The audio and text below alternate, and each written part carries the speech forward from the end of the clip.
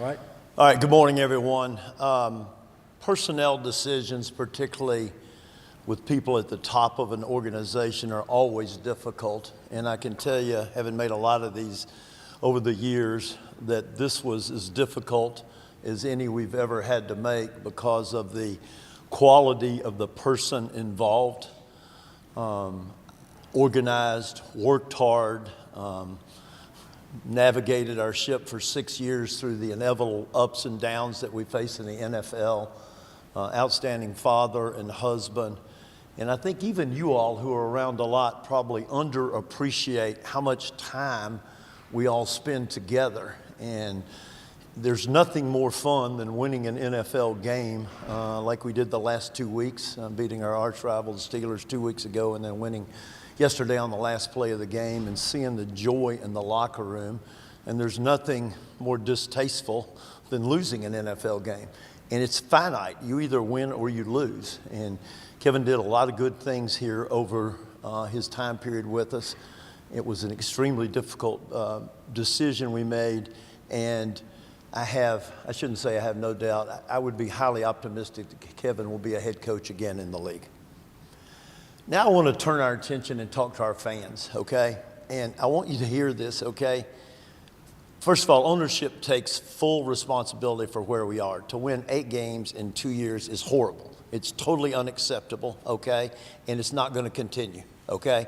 And I want the fans to know we are as frustrated as you are, and we hear a lot from our fans, which we actually appreciate. We have great fans, they're extremely passionate, and they deserve better than what they've gotten the last 2 years, okay? No, I don't need to say anything else. We are going to give you a better product. Our sole goal here is to be a consistent winner, not make the playoffs in 20 and then make it again in 23, not win 8 games in 2 years. That's not what we're trying to do. That's not acceptable. Our fans deserve better. We'll start the head coach search literally this afternoon. Andrew Berry will lead that effort. Key members of his organization as well as ownership will be involved in the process. You all have been through these processes before, and I think we have a good plan laid out.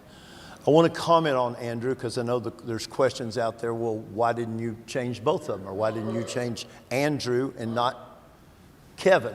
And I would say this, I think Andrew, over the last year, has done a very good job. And I want to go through that because I think it's important to talk about the moves he made to strengthen our team, okay? I think it began with what I would call a very efficient free agency. We added one player, and that player made a substantial difference in our football team, and that was Malik Collins. And Malik is not only a really good player, he's a really good person who was a leader on our defense, a leader in the defensive line room. Andrew negotiated a trade a week or two before the draft started, in which we added 3 draft picks, 2 last year, a second and a fourth or a fifth, and a first this year, okay? Then I think we had one of the better drafts that we've ever had.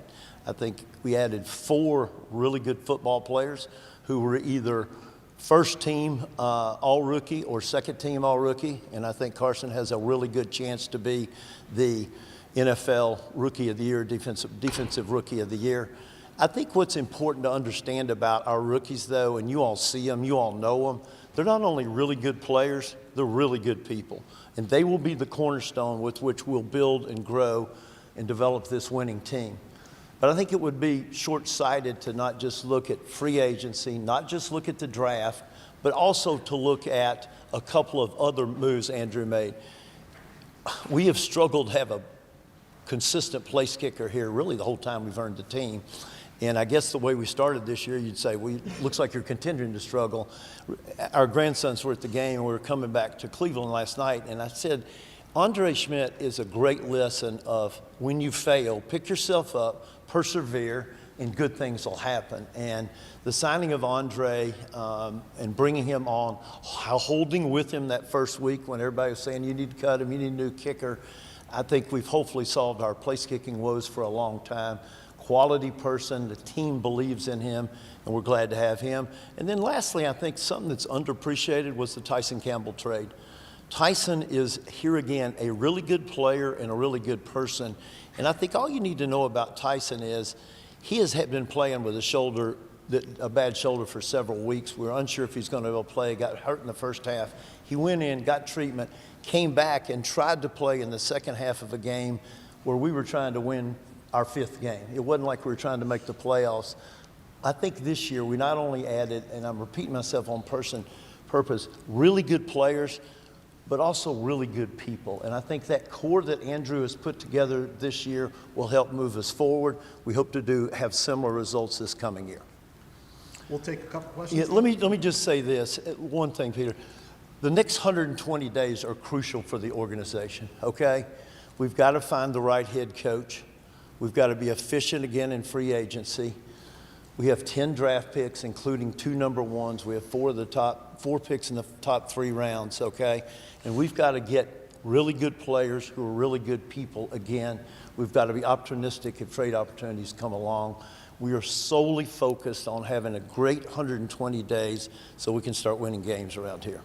All right, I'll take questions. Jimmy, did Kevin have any chance when he came in this morning to save his job based on the fact that he's had some really challenging quarterback situations, especially this year? You know, I don't think those decisions are made over.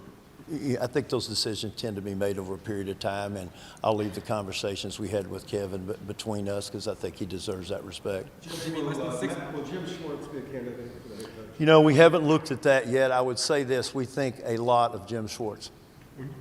Jimmy, less than 6 months ago, you gave Kevin Stefanski and Andrew very big shows of support. You said that you need to rebuild the foundation of the team. You also said that you would give Kevin the opportunity to work with a quarterback.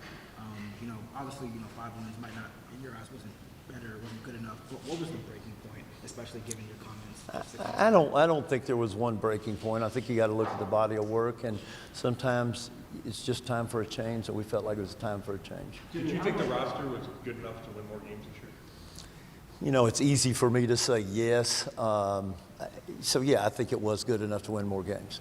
What feedback did you get from players when you talked to them about Kevin, and how much did you weigh that into any decision? We take into account a broad array of comments, thoughts, data, et cetera, when making a decision like this. Jimmy, how much do you think, to use your words, the swing and miss on Deshaun Watson affected Kevin's ability to win, and the way the offensive line and wide receivers were sort of neglected over the last 6 years? I mean, I don't think we need to cover it again. I mean, I said it, when you trade for a player and you give up 3 number ones and 2 number threes, that really depletes your ability to raise the roster. So did it have impact? Yes. Jimmy, do you think the alignment between Barry and Stefanski suffered this year? No, the coach no, said he no. didn't know if you were trading Joe Flacco.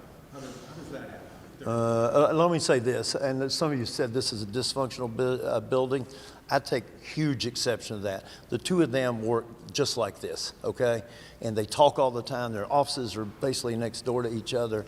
I mean, is there tension in the building? Of course. I mean, this is a hard business, and there's lots of stuff going on.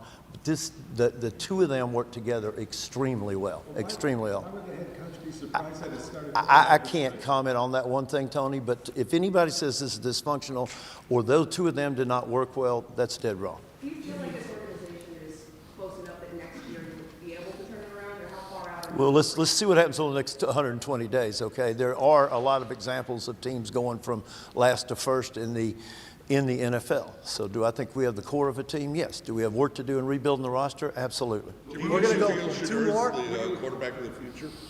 I'm not going to get into specifics. We have a lot of work to do on the roster, particularly on the offensive side of the roster. What are you looking Scott, for and then Mary Kay. what are you looking for in the next coach?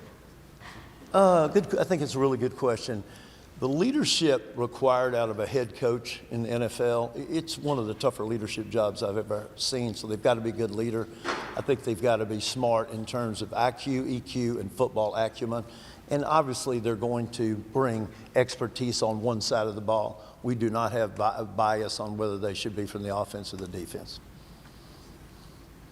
Good? Good. Thanks. Do you want Schwartz to remain with the organization? Absolutely. Great coach. All right. Thanks, everybody.